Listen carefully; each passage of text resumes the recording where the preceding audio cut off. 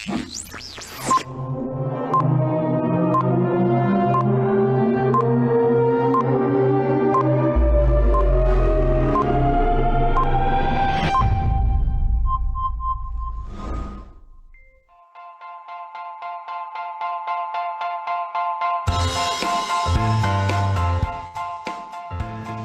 programa Centralidad de la Niñez es un esfuerzo interinstitucional fundado en 2009, con el objetivo de crear una mancomunidad de interacción constante e intencionada para la promoción de la vida plena y el desarrollo integral de los niños, niñas y adolescentes de América Latina y el Caribe.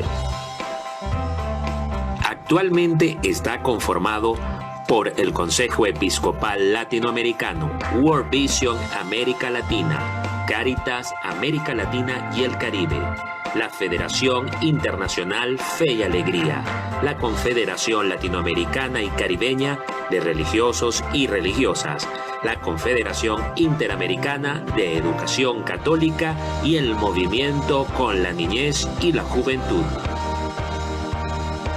Los socios del programa Centralidad de la Niñez tienen el gusto de darle la bienvenida a esta serie de teleconferencias que hemos denominado Ternura y Cultura del Buen Trato, antes, durante y después de la pandemia.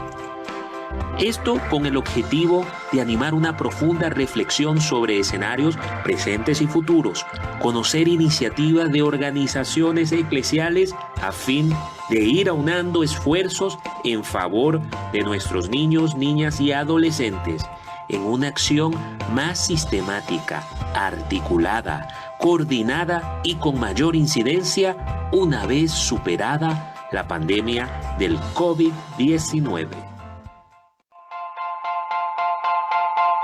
En esta ocasión nos acompañará como moderadora Loida Carriel. Ella es de Ecuador, es la actual presidenta del Consejo Directivo del Movimiento con la Niñez y Juventud, el cual busca movilizar a las iglesias e instituciones cristianas de América Latina y el Caribe. Se desempeña como asesora regional de incidencia política para Tear Fund en América Latina y el Caribe y representa a la institución en el Movimiento Mundial por la Infancia. También es la actual presidenta de Sociedades Bíblicas Unidas en Ecuador. Es comunicadora social especializada en desarrollo, derechos humanos e incidencia política, con más de 20 años de experiencia en la defensa, protección en favor de los niños, niñas y adolescentes y mujeres víctimas de violencia sexual e intrafamiliar en varios países del continente.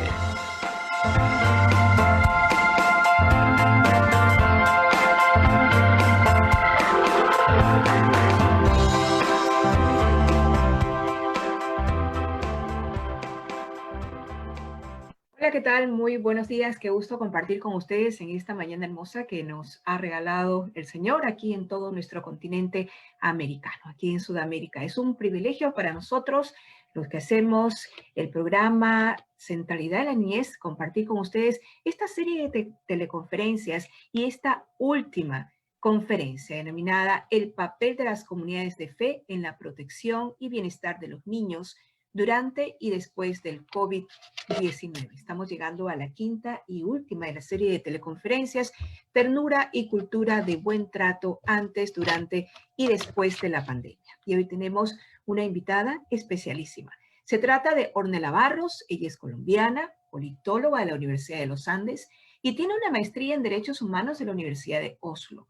Está involucrada en espacios interreligiosos promovidos por la Red Global de Religiones a Favor de la Niñez, conocida también por sus siglas como GNRC, desde el año 2002. Ornella tiene más de 10 años de experiencia internacional apoyando la participación significativa de niños, niñas y adolescentes en distintos espacios, así como amplia experiencia en procesos de protección infantil, realizando investigaciones participativas, liderando procesos de monitoreo y evaluación, coordinando campañas de incidencia a favor de la infancia en situación de vulnerabilidad. Actualmente, Ornella trabaja desde Nueva York, Estados Unidos, para la iniciativa de oración y acción por la niñez en Arigato Internacional, coordinando el Día Mundial de Oración y Acción por la Niñez, que se celebra cada 20 de noviembre en el marco del aniversario de la Convención sobre los Derechos del Niño. Ornella ha colaborado en el pasado con organizaciones enfocadas en la infancia, como World Vision, the European Yearland Center, Terres de Homes International, otras más como Save the Children y Global Child Forum. Es un placer contar con ella en esta mañana y es un placer también compartir con ustedes cuál va a ser la metodología de su intervención. Ornella va a tener 30 minutos para compartir su conferencia y después de ello vamos a entrar en un tiempo de preguntas y respuestas, las cuales ustedes pueden hacernos llegar a nuestras redes sociales o también aquí mismo en este Zoom. Así que pueden enviar todas las preguntas y tenemos colegas que van a estar receptándolas para después nuestro tiempo, después de que ella culmine su conferencia de 30 minutos. Así que, Ornella, es tu tiempo. Bienvenida y qué grato compartir contigo esta mañana. Oiga, muchísimas gracias y bueno, muchísimas gracias también a todos los que en este momento se conectan. Es un placer para mí y para Arigato International que hayamos podido ser invitados para compartir esta última sesión de este ciclo de teleconferencias, así que muchísimas gracias también al Programa Centralidad de la Niñez por la invitación.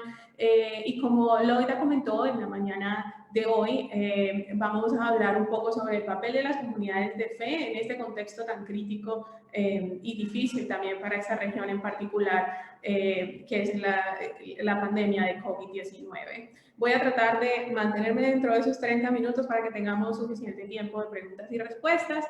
No duden en usar el chat para poder compartir las inquietudes que tengan y también, por favor, cualquier comentario o experiencia que también quieran que el resto del grupo pueda acceder.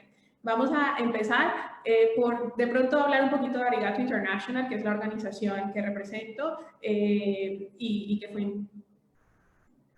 Gracias. y que fue invitada para esta sesión de ciclo de teleconferencias. Arigato International, algunos de ustedes, estoy segura, han escuchado de esta organización, pero para los que no, es una organización no gubernamental que trabaja en función de reunir personas de diversos orígenes religiosos, pero también culturales, con el fin de construir un mejor mundo para niños y niñas.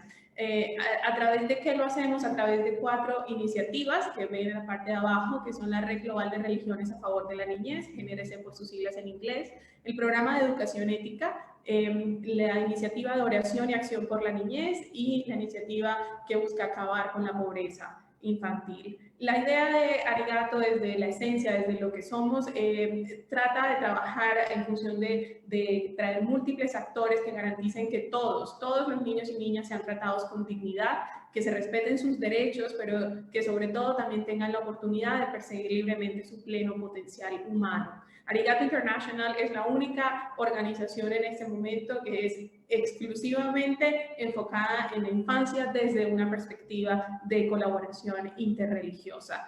En la mañana de hoy quiero también un poco poner en contexto dónde estamos, qué ha pasado y dónde está el contexto latinoamericano en función de esta pandemia que ya lleva para muchos de nuestros países 4 meses de confinamiento. Hasta el 21 de julio los datos sugieren que más de 3.8 millones de personas han sido reportadas como infectados en la región de América Latina y el Caribe, dejando más de 160.000 muertos. Y los países más afectados en la región siendo Brasil, Perú, México y Chile. El CEPAL habla de un aumento de pobreza y pobreza extrema prácticamente insuperable en comparación de historia reciente del contexto latinoamericano. Pero lo más preocupante detrás de esto es el aumento en la desigualdad, porque ha sido esta circunstancia lo que ha puesto que básicamente la situación que ya venía, aunque los países de la región estaban mostrando en los últimos 10 años números positivos en superación de pobreza, los números habían estado yendo negativos en función del aumento de la desigualdad. Como consecuencia de esto, también se habla de una inseguridad alimentaria por encima del 31%, de los cuales el 9% sufre inseguridad alimentaria grave, según la FAO, que básicamente sugiere que son personas, al menos 9% de nuestra población está dejando de comer por 1 o más días. De acuerdo al CEPAL, las poblaciones más afectadas por la pandemia incluyen, como lo pueden ver en el cuadro, distintos, desde mujeres, estratos de ingresos bajos y medios bajos, trabajadores informales, trabajadores domésticas remuneradas, pero también, por supuesto, están niños, niñas y adolescentes. Ellos identifican como el ámbito que más propenso está en la afectación de la pandemia relacionado al trabajo infantil, pero en práctica sabemos que lleva mucho más allá el impacto en niños y niñas. Y para eso quiero enfocarme un poquito sobre ese impacto de la pandemia y lo que se ha documentado al respecto sobre el impacto en niños, niñas y adolescentes. Se habla de pobreza extrema, un aumento de 84 a 132 millones de personas en situación de pobreza, de acuerdo al Instituto Internacional de Investigación sobre Políticas Alimentarias. Lo preocupante de eso es que aproximadamente la mitad de esa población son niños y niñas. En términos de educación, se sabe que para abril de este año, al menos 35 países de la región de América Latina y el Caribe habían cerrado escuelas, afectando alrededor de 115 millones de niños y niñas. Sabemos a estas alturas que ese cierre trajo consigo una definición completamente nueva alrededor del acceso a la educación, que tristemente está bastante proporcional al estatus socioeconómico, a las desigualdades que enfrentan y a la pobreza, porque no se trata solamente de tener un computador, sino que también tienen que tener acceso a Internet. Pero aparte de eso, un indicador aún más grave habla de la frustración de padres y madres para apoyar la educación y formación de sus hijos en casa por sus niveles de alfabetización, mostrando, por supuesto, causas mucho más estructurales detrás del aprendizaje.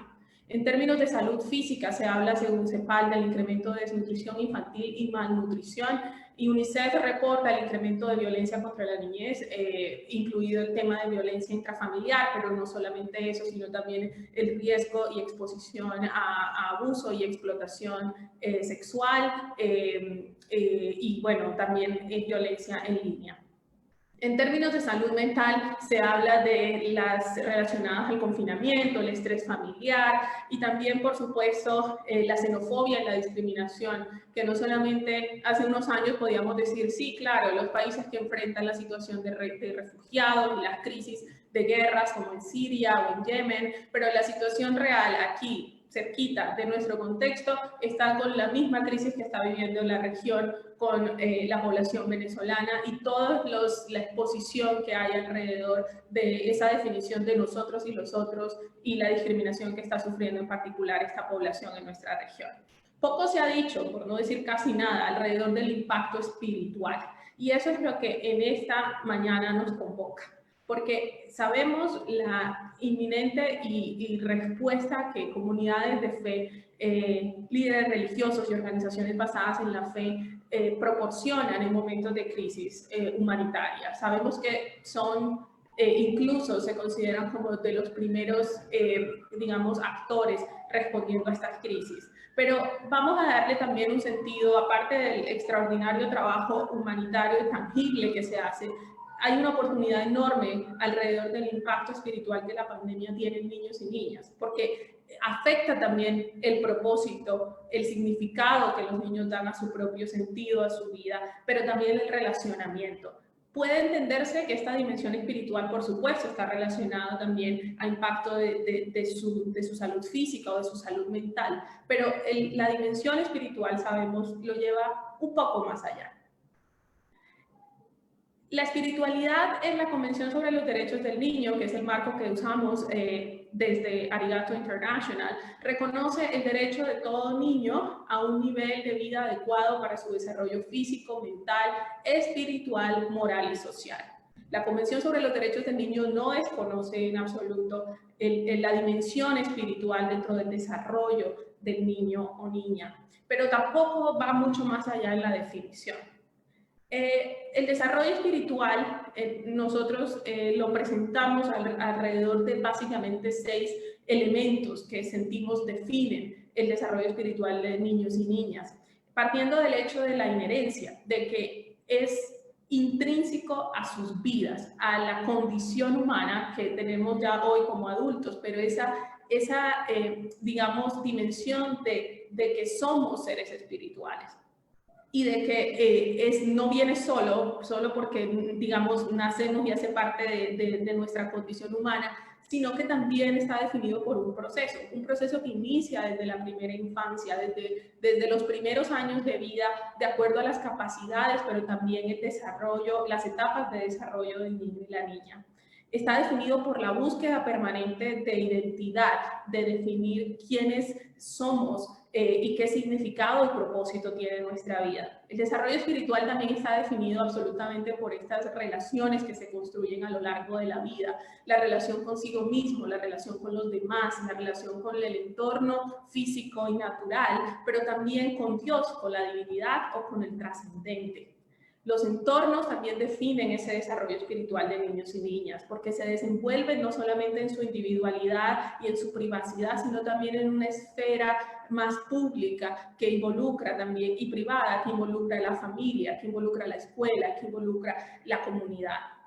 Y también está definida por la fe. Dentro de todas las dimensiones que se define, digamos, la fe, que no solamente nos lleva a exponernos a un mundo en el que los demás son como nosotros o creen lo que nosotros creemos, sino que también los lleva un paso más allá, los lleva a una realidad en la que también hay personas que creen en algo más. Y ese es desde nuestra organización el enfoque de diálogo interreligioso que tratamos de promover, porque es reconocer esa diversidad y apreciar y enfocarnos en lo que tenemos en común y no lo que nos divide. El año pasado, Arigato International, en colaboración con UNICEF y otros socios estratégicos, incluido World Vision, estuvimos lanzando un estudio que se llama Fe y Derechos de la Niñez, un estudio multirreligioso sobre la Convención sobre los Derechos del Niño.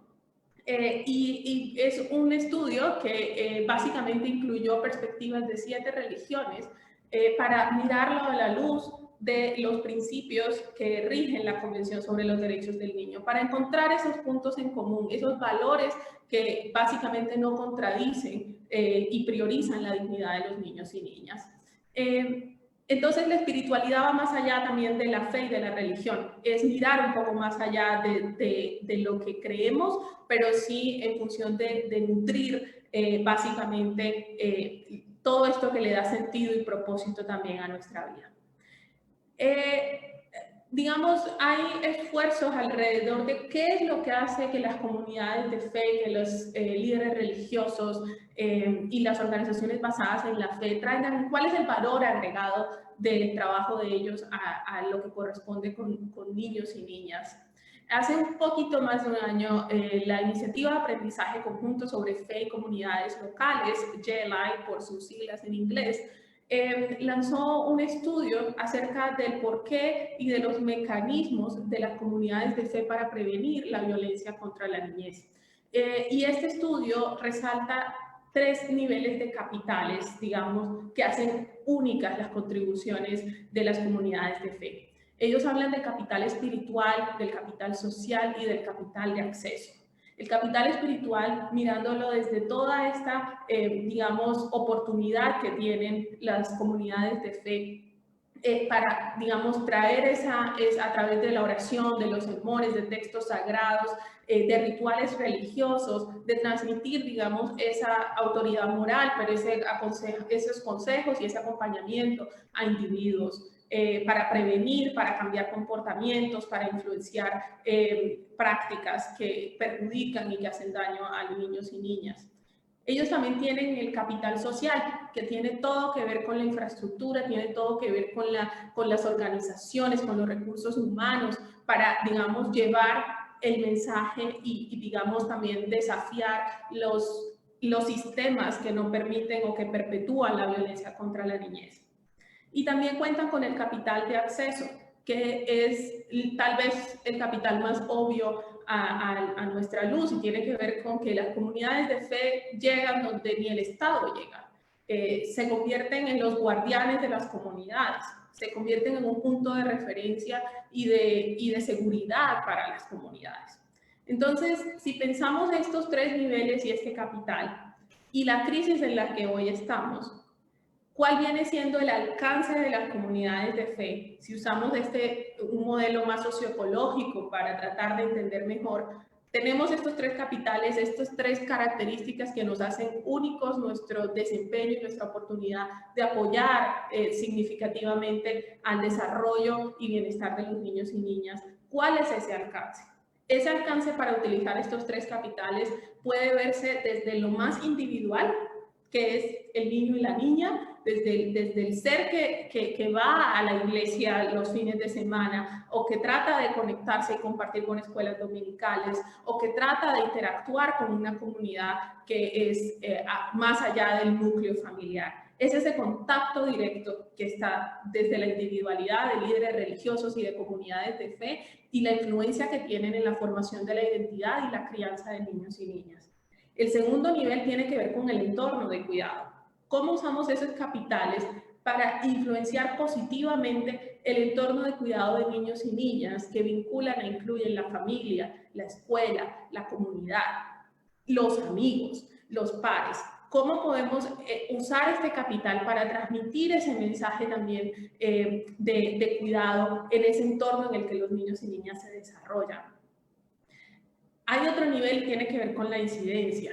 ¿Cómo usar, por ejemplo, el capital social para también influenciar a instituciones que toman decisiones y que afectan las vidas de los niños y niñas? Y el último tiene que ver con el comportamiento y las actitudes. ¿Cuál es la oportunidad que encontramos en el uso de estos capitales para transformar comportamientos y prácticas que incluso muy regularmente se le atribuyen a comunidades de fe y a religiones, pero que no necesariamente corresponden a prácticas religiosas, sino a prácticas culturales? Un ejemplo muy claro de esto tiene que ver con el caso de la mutilación genital femenina en algunos países africanos, por ejemplo, en los que por años se ha estigmatizado la religión alrededor de ser esta una práctica religiosa, cuando en realidad hace parte de una tradición y práctica cultural, más no religiosa. Habrá quienes digan, y ahí es donde muchos también teólogos y académicos, digamos, no coinciden en colocar la religión dentro de la misma categoría de la cultura, porque hay prácticas que se convierten y que son aprobadas dentro de prácticas culturales que no necesariamente están respaldadas por las religiones ni por los textos sagrados de la fe que profesen las comunidades. Entonces, digamos que cuando se mira estos niveles de capitales en función de un marco más amplio de cuál es ese sistema de desarrollo de niños y niñas, se da uno cuenta que no solamente parte en lo individual o en la familia, no, también está un campo y una oportunidad enorme a nivel de toma de decisiones y también de transformación de comportamientos. Incluido, por ejemplo, dentro de los comportamientos y actitudes, también el tema de castigo físico y humillante de niños y niñas. Entonces, ese es un nivel de oportunidad también y de qué forma podemos usar estos capitales para transformar ese tipo de prácticas. ¿Cuál es el papel de las comunidades de fe en este contexto de crisis? Si ya miramos un poco cuáles son esos niveles, esos aspectos que nos hacen únicos en una oportunidad de respuesta y cuál es el alcance que podemos llegar a tener.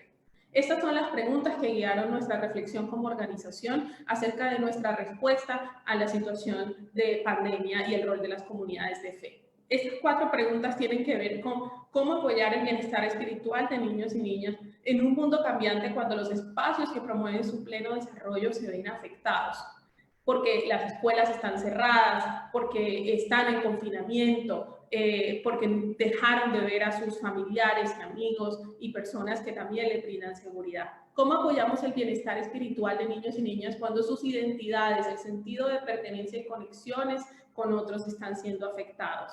¿Qué tipo de respuesta se necesita para apoyar el bienestar espiritual de niños y niñas en un mundo afectado por la pandemia, que no solamente tiene interrupciones de tipo de tejido social o que también se han cortado libertades fundamentales, sino que está en constante crecimiento y aumento de pobreza y violencia, pero que también carece de liderazgo para responder a un enfoque común de un problema tan complejo que está afectando a todos? Tenemos situaciones, por supuesto, y estoy segura que ustedes nos manejan desde sus propias comunidades, de cómo los niños y niñas no están digamos, accediendo, y las familias, ni siquiera a las ayudas de gobierno, porque sencillamente, no sé, tienen que registrarse en unas plataformas o bases de datos, pero para eso requieren internet. Entonces, los más vulnerables no son los que en esta situación están teniendo menos acceso y apoyo. Y ahí es donde las comunidades de fe se convierten en una esperanza y en una fuente de alivio para estas familias. ¿Cómo se están preparando los niños y niñas y las jóvenes para responder y ayudar a crear y transformar un mundo que necesita restauración? Entonces, estas preguntas fueron las que nosotros como organización nos empezamos a plantear y pensar cómo podemos responder de forma concreta para un poco enfrentar este impacto en el desarrollo espiritual de niños y niñas de esta situación de pandemia. Ahí es donde nuestra respuesta vino en forma de esta campaña que se llama Fe en Acción por la Niñez, y básicamente aborda 3 niveles. Estas preguntas alrededor de 3 niveles, tratando de optimizar el capital que les comenté anteriormente y también, por supuesto, el alcance que pueden tener. La primera tiene que ver con movilizar a las comunidades religiosas y expertos en protección infantil para proteger a los niños y niñas contra la violencia y asegurar su bienestar espiritual. El segundo tiene que ver con la promoción de enfoques para padres, cuidadores y maestros que fomenten bienestar de niños y niñas y su seguridad física, socioemocional, espiritual durante el confinamiento. Pero también el tercero en empoderar y darles a los niños y niñas un espacio para hacer reflexiones éticas, para tomar decisiones éticas que contribuyan a la transformación del mundo post-pandemia. Vamos a empezar con el primer aspecto, que tiene que ver con la movilización de las comunidades religiosas y expertos. Para eso hemos creado esta guía que básicamente está dirigida para líderes religiosos y comunidades de fe con el fin de apoyar y proteger a niños y niñas durante la pandemia. ¿Cuáles son esas oportunidades? Esta guía viene con 9 mensajes e ideas de cómo hacerlo. El primero trata de enfocar la posibilidad que tienen las comunidades de fe, organizaciones basadas en la fe, líderes religiosos, en crear conciencia sobre el aumento de niveles de violencia hacia los niños y niñas. Esto tiene que ver todo con incluso mecanismos de referencia, con escuchar, con atentamente encontrar alternativas de movilizar a otros para que puedan contrarrestar y responder y estén más atentos a la violencia que puedan estar sufriendo las niñas y niñas debido al confinamiento. Se trata también de concientizar a niños y niñas sobre cómo sobrellevar la distancia física, pero además el cuidado también y higiene que esta crisis requiere. También apoyar la creación de entornos saludables, enriquecedores y seguros para niños y niñas durante la cuarentena, incluyendo obviamente la seguridad en línea. Para aquellos que han podido continuar con la educación desde casa y en línea, es fundamental tratar de proteger su dignidad en plataformas e interacciones en línea, y fortalecer la fe y las colaboraciones interreligiosas durante el confinamiento. El quinto mensaje en el que en esta guía van a encontrar como opciones más concretas tiene que ver con apoyar a los padres a cultivar valores éticos y espirituales dentro de la familia, pero también en lugares de refugio o de paso. Capacitar a niños y niñas en participación y cómo contribuir a la vida comunitaria. Esa oportunidad de incidencia que también tienen las comunidades de fe para, digamos, abogar por los derechos de los niños y niñas con los gobiernos locales y nacionales, construir solidaridad para responder a las necesidades de niños y niñas más vulnerables y apoyar y orar por profesionales médicos, cuidadores e investigadores. El segundo aspecto de esta respuesta y de esta campaña tiene que ver con la adaptación, tiene que ver con promover enfoques para padres, cuidadores y maestros que fomenten el bienestar de niños y niñas. Entonces, el primero tiene que ver con esa movilización de actores de fe y cómo podemos encontrar esos espacios para, digamos, alzar la voz juntos por un fin común. El segundo nivel tiene que ver, y aspecto de esto tiene que ver con el apoyo directo a padres, cuidadores y maestros. Y para eso se ha hecho una adaptación de Aprender a Vivir Juntos, que es un programa de educación ética para niños y niñas con el fin para fortalecer el aprendizaje intercultural e interreligioso. Este manual está disponible en 13 idiomas, se ha implementado en más de 40 países y ya cumplió sus primeros 10 años. Ha sido una oportunidad y una herramienta muy clave en muchos contextos para abordar diversas problemáticas alrededor de niñez a través de educación ética, y la forma en la que se encontró esto como un recurso para respuesta del papel de comunidades de fe en estos tiempos de pandemia fue la adaptación de un folleto de actividades basada en este enfoque pedagógico de aprender a vivir juntos, conteniendo 32 actividades para incentivar la reflexión de niños, niñas y adolescentes sobre la situación actual, sobre sus relaciones con los demás, con ellos mismos, las injusticias, sus derechos, así como los espacios para que se conecten con sus familias, con los unos con los otros. Este es un momento en el que también estudios han comprobado que la comunicación se convierte en un factor de protección en este momento de confinamiento. Entonces, ¿cómo podemos también, a través de este espacio en el que no solamente se trata de asegurar a los niños y niñas el derecho a la educación, sino también al bienestar y a ese desarrollo espiritual, en un momento de estrés, en un momento de incertidumbre, en un momento de completa confusión, cómo podemos también encontrar formas amigables, adaptadas para niños y niñas y niños que también, digamos, incentiven su reflexión y también su esperanza y sus sueños en un escenario post-COVID. Este folleto de actividades incluye algunas como estas que básicamente, digamos, títeres, y cómo esto puede ayudar a niños y niñas a expresar sus sentimientos, compartir sobre las situaciones que viven los demás y explicar lo que está pasando. Entonces, ¿cómo podemos, a través de este tipo de herramientas, por ejemplo, permitir a los niños y niñas, digamos, encontrar un personaje que hable por ellos también, sobre situaciones, sentimientos, experiencias que puedan estar pasando debido al confinamiento y que no se atreven a expresarlo de otra manera? Es importante, y esta es otra actividad que lo incluye, de qué forma podemos incentivar en niños y niñas que se conecten con otras personas, que reconozcan ese mundo alrededor de ellos y que reconozcan también lo que los demás están pasando en esta misma situación en la que todos nos encontramos. Entonces, una de las actividades, por ejemplo, busca como esta, es expresar solidaridad y cuidado entre no solamente dentro de la familia, pero también quienes los rodean. Otras de las actividades que funcionan bastante bien, este folleto de actividades está diseñado para niños entre 7 y 18 años, entre 4 y 18 años, perdón. Entonces hay actividades que están adaptadas para ciertos grupos de edad, pero por ejemplo esta en particular puede ser de gran uso también para el trabajo con adolescentes, una etapa en la que en este momento tenemos adolescentes que están ya de vacaciones, si se acabó el año escolar o si están en receso escolar y si tienen acceso a internet van a estar ahí, pero si no, no encuentran mucho también que hacer. ¿Y cómo tomamos esta oportunidad para conectar mejor entre los integrantes de la familia? ¿Cómo podemos ayudar a los niños a través de estas actividades? Entender lo que es importante para ellos, explorar también sobre lo que les gusta y lo que les disgusta, ponerle nombre a esos sentimientos y también convertirlos en resiliencia. Es muy importante desde nuestro enfoque empatizar con los miembros, no solamente de la familia, sino del entorno en general, pero también descubrirnos a nosotros mismos. Esta actividad de Tu Silueta es la mía, básicamente da esa oportunidad de reflexión y de introspección alrededor de quiénes son ellos y quiénes son ellos en relación a los demás. También hay actividades para ayudar a niños y niñas a apreciar las cosas sencillas que viven en la familia y desarrollar empatía y solidaridad hacia los más vulnerables, pero también para crear lazos familiares y desarrollar responsabilidades individuales, pero también colectivas con su núcleo familiar y las personas con las que conviven.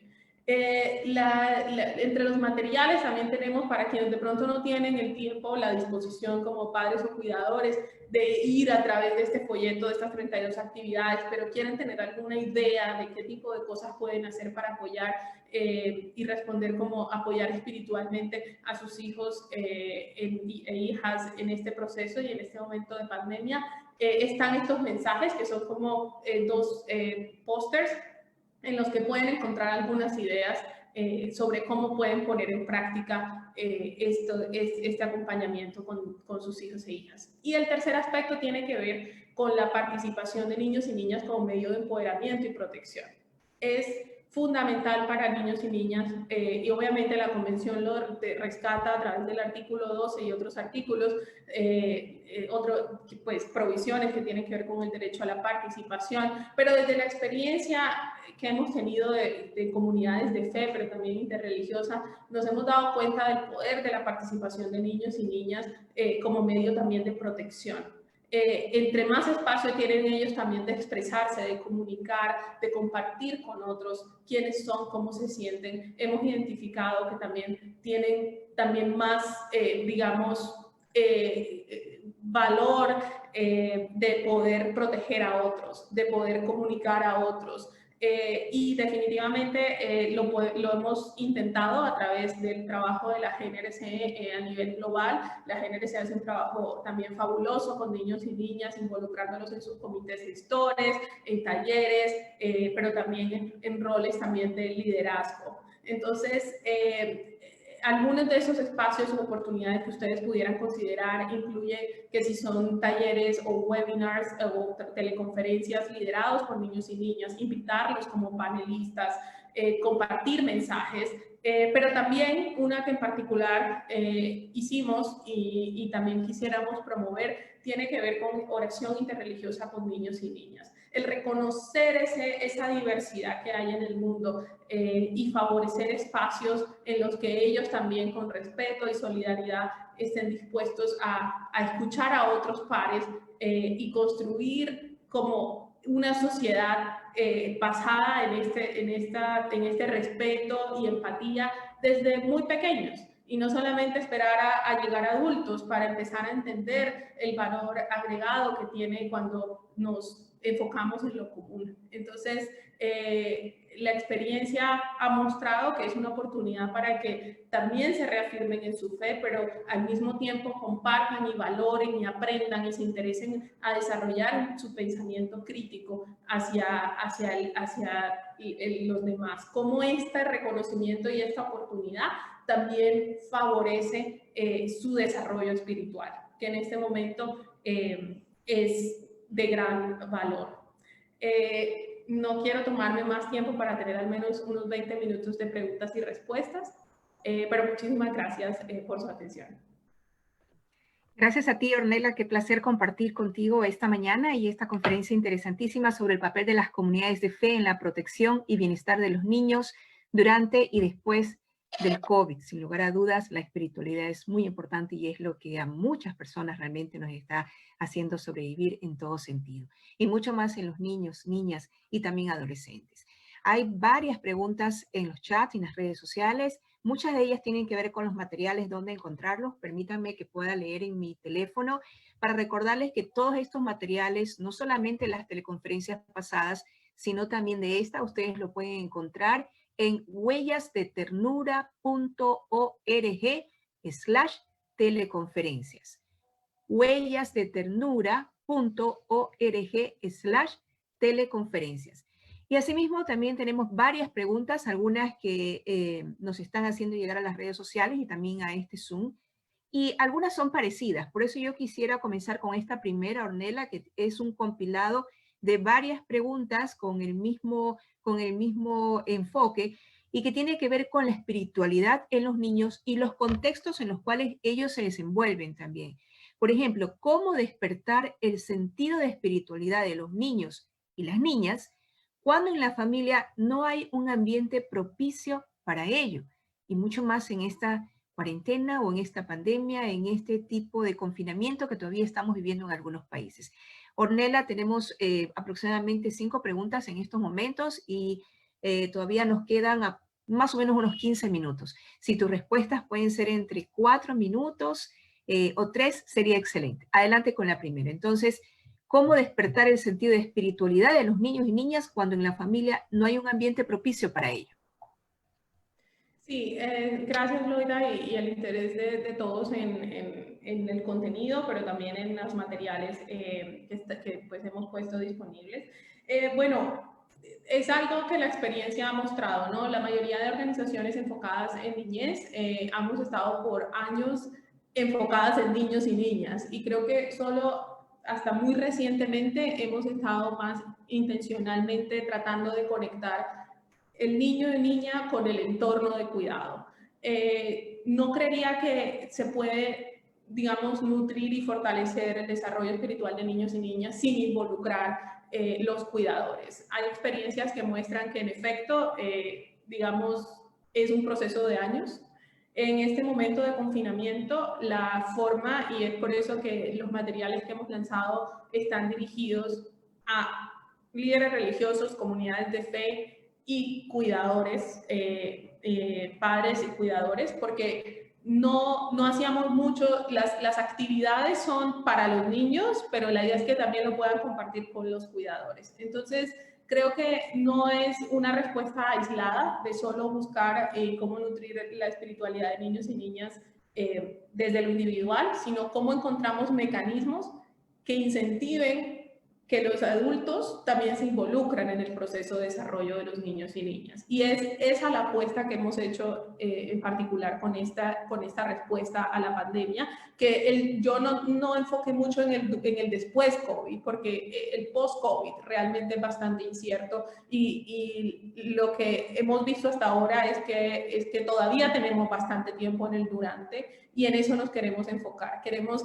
enfocarnos en abordar a cuidadores y en proponerles, por eso hay una versión, digamos, larga y hay una versión corta. De pronto usted no quiere entrar en ponerse a hacer actividades con sus hijos o hijas o niños y niñas a cargo, pero por favor considere estos mensajes claves para, digamos, incentivar eso. Ahora, el papel de la comunidad de fe en mantener ese seguimiento y ese acompañamiento a la familia es fundamental en la protección de niños y niñas, sobre todo en este momento de confinamiento. Se está hablando de incrementos en embarazos en adolescentes y tiene todo que ver con abuso sexual. Entonces, ¿cuáles son las formas y las alternativas que pueden abordarse desde las comunidades de fe para mantener un acompañamiento cercano a las familias que se congregan en sus comunidades? ¿Cómo pueden mantener contacto, así sea telefónico, así sea encontrar la forma también, ojalá, si hay líderes de grupos juveniles o de niños y niñas en las iglesias, cómo pueden buscar la forma de permanecer en contacto con niños y niñas? También es muy importante proporcionar a niños y niñas la alternativa de siempre encontrar como maneras de informar a personas de confianza de la comunidad si sienten que están pasando por momentos de abuso y demás. Pero cuando se vuelve al tema de espiritualidad, tiene todo que ver en cómo permanecer en contacto, sí, con la familia, pero además cómo, en lugar de enfocarse solo a los niños o solo a los padres, cómo encontrar que los padres, a través de los padres, les llegue un mensaje a los niños para que los padres sientan que están más involucrados en el proceso de desarrollo de la espiritualidad de sus hijos. Gracias, Ornella, y sin lugar a dudas es un desafío para las comunidades de fe el trabajo con los niños y niñas en este tiempo, en las cuales algunas tienen restricción de reuniones, ¿no? Y donde tienen que volver a ver qué significa ser iglesia, qué significa ser comunidad de fe. Bien, tenemos más preguntas ahora desde Venezuela. ¿Hace presencia Arigato en este país? ¿De qué manera se pudiera brindar ayuda a organizaciones asentadas en este país, sabiendo del complejo escenario? Y no nos hablan simplemente del escenario en el ámbito de la pandemia, sino el escenario global que vive Venezuela. ¿Tienen presencia ustedes allá? No tenemos, bueno, la Arigato funciona a través, digamos, el mayor medio de implementación de las iniciativas de Arigato pasa a través de la Red Global de Religiones a Favor de la Niñez, que funciona como un sistema de voluntariado que en este momento tiene presencia en alrededor de 50 países. En América Latina la red tiene presencia en 14 países. Lastimosamente, debido a la reciente historia venezolana, ha sido difícil poder concretar la formación de un comité gestor en Venezuela, pero hay comité gestor en otros 14 países, y en el caso de Colombia, que también hay un comité gestor, sabemos y estamos conscientes que han habido, digamos, iniciativas que apoyan o tienen como como fin apoyar a la población venezolana en Colombia, pero también está pasando en otros países de la región a través de la GNRC. Por supuesto, luego cuando tengan acceso a el contacto del gestor en Colombia, por favor, creo que justo estaba por ahí conectado. Vamos a pasar como, digamos, el contacto también de la coordinadora de la GNRC en América Latina y el Caribe, que es Silvia Mazzarelli, y ella puede, por supuesto, a quienes estén interesados, conectarlos con los comités nacionales, pero sí hay atención o enfoque también en apoyo a la comunidad venezolana, aunque no hemos podido constituir un comité directamente en el país. Ojalá las condiciones mejoren pronto y favorezcan para poder tener un trabajo más conjunto allá, porque los comités gestores son de carácter interreligioso. Gracias, Ornella. Una pregunta que nos viene igualmente desde el Facebook. ¿Cómo acceder al manual Aprender a Vivir Juntos que han compartido en esta charla? Es uno de todos los materiales de los que... Sí, todos los materiales, gracias por unirse también en Facebook. Todos los materiales que, digamos, de los que he hablado en la mañana de hoy son gratuitos y están disponibles para el público en nuestras páginas web, así que en un ratito voy a preparar un mensaje para que desde la Secretaría de Centralidad de la Niñez les puedan compartir a los participantes y ya se registraron con toda la información y todos los links donde pueden encontrar estos recursos. Y una pregunta que tiene que ver mucho con la resiliencia, algo que nos interesa trabajar a prácticamente todos los que trabajamos con niños, niñas y adolescentes, ¿verdad? ¿Tienen algún material para trabajar la resiliencia? ¿Qué tipo de material es? ¿Dónde lo pueden conseguir? ¿Y cuál es la forma de abordar esto?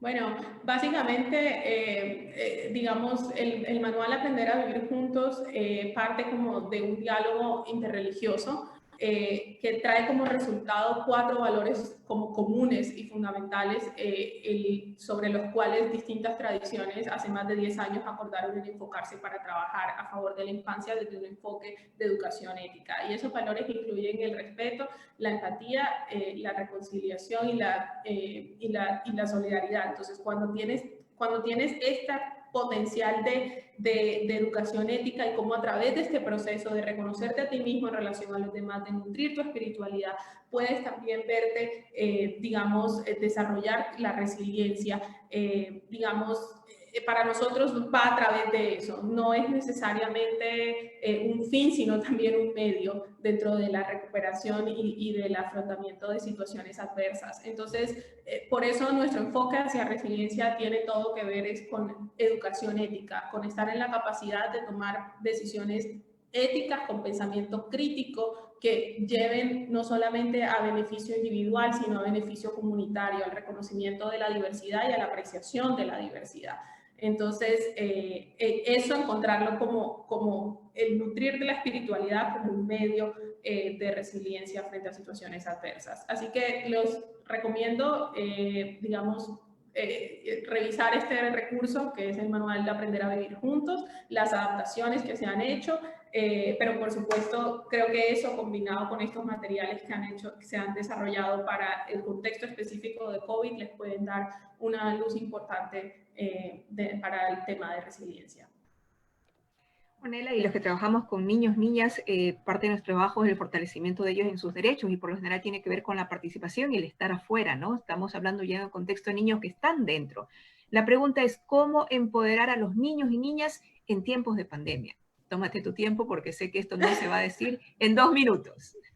No, eso no se va a decir en 2 minutos, pero además es un tema de bastante interés para nosotros. La forma en la que nosotros hemos adaptado, todo el mundo se ha tenido que reinventar, como decías, de lo que es del significado de iglesia, de comunidad, pero también de ejercicio profesional. Y en nuestro caso, básicamente, hemos iniciado en reflexiones, pero también en acciones concretas de cómo continuar el espacio para que los niños y niñas, digamos, participen. Y las formas en las que hemos encontrado, como mencionaba, es que, por ejemplo, estamos en este momento también en una serie de teleconferencias en los que invitamos a los niños y niñas de distintas partes del mundo a participar desde su experiencia y puntos de vista para que puedan también, digamos, participar y expresar su perspectiva sobre la situación, pero también sobre los demás. Siempre es importante que los niños y niñas también se reconozcan alrededor de las diversas infancias, que no hay una sola. Entonces, hablamos de niños y niñas, pero también es súper importante identificar que dentro de esa categoría hay quienes son más vulnerables que otros, por X o Y circunstancia o por X o Y situación. Pero darles esos espacios para que se encuentren con niños y niñas de diversas comunidades religiosas, de diversos contextos socioeconómicos, de diversos niveles educativos, de diversas edades, pero que les permita reconocerse unos a otros en esa diversidad, creo que es a lo que nosotros particularmente le apostamos para nutrir su espiritualidad a través del encuentro. Entonces, tratamos de que sea a través de las discusiones que hemos adaptado y teleconferencias para que ellos tengan una voz importante, no de relleno, no de que la foto, queremos que sean panelistas y lo tratamos de promover de esa forma.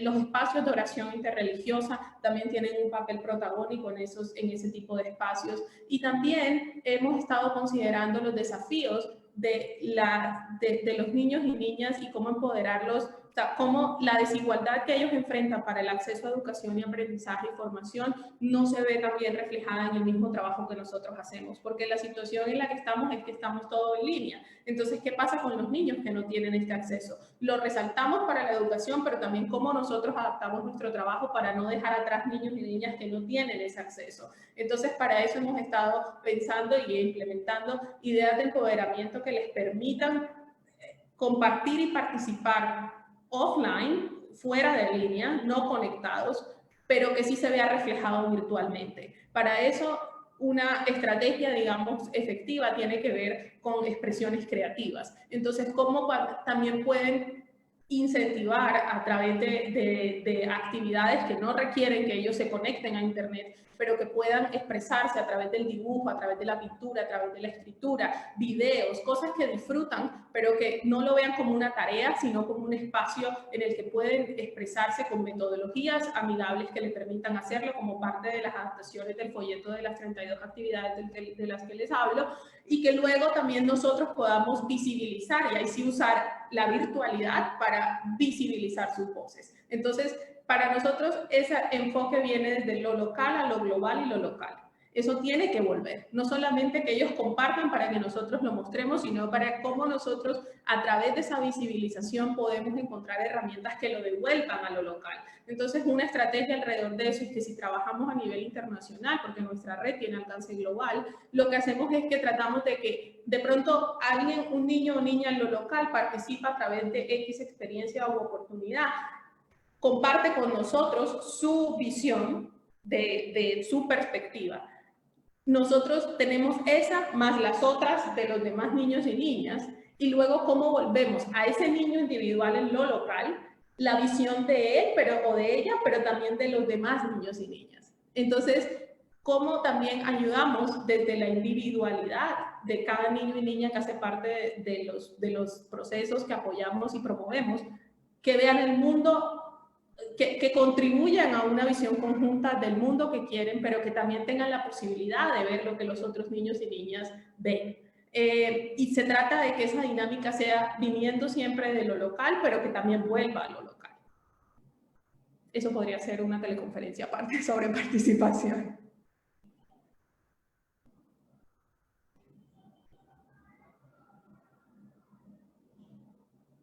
Loida.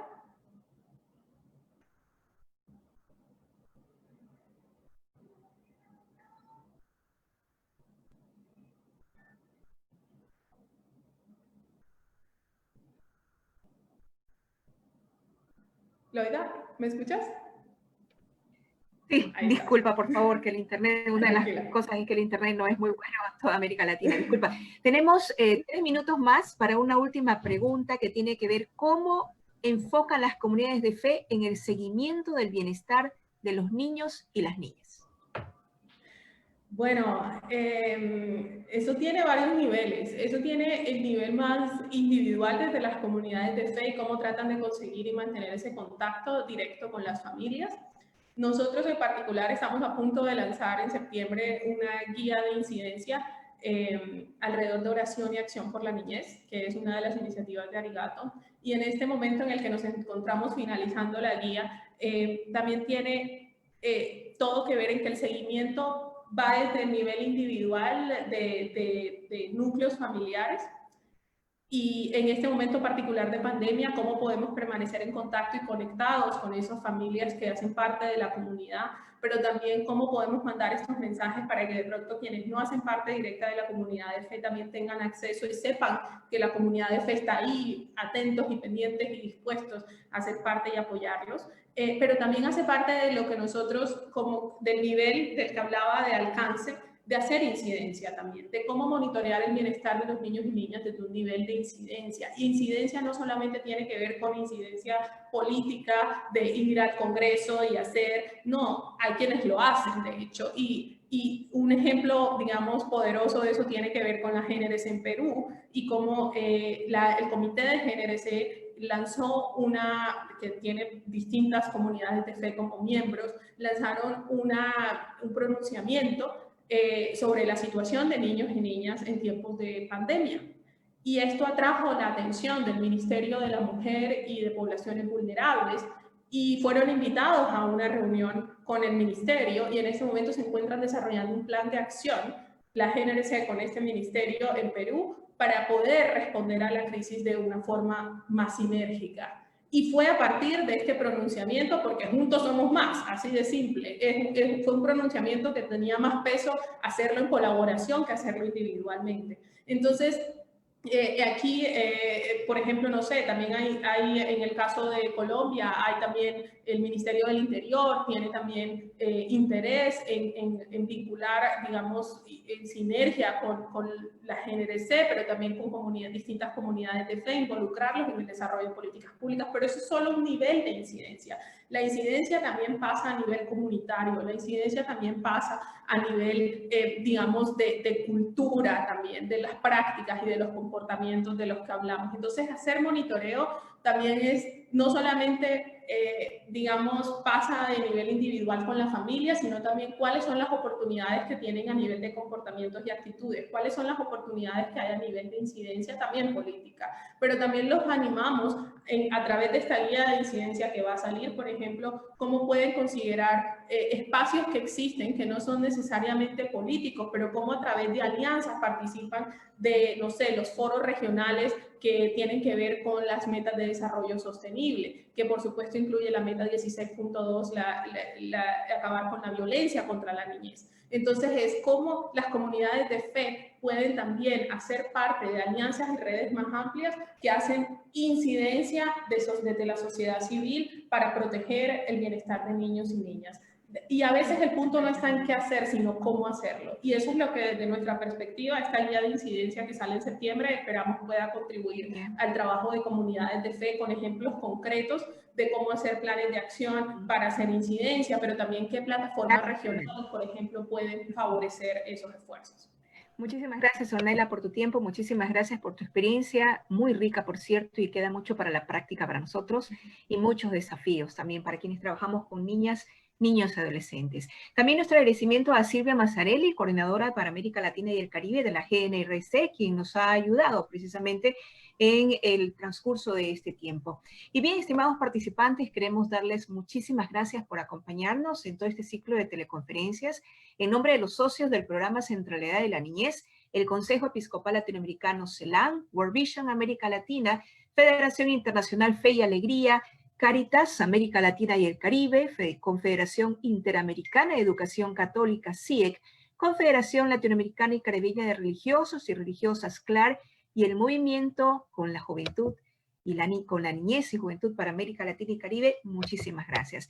También a quienes nos acompañaron por Facebook, gracias. Gracias por haber estado conectados.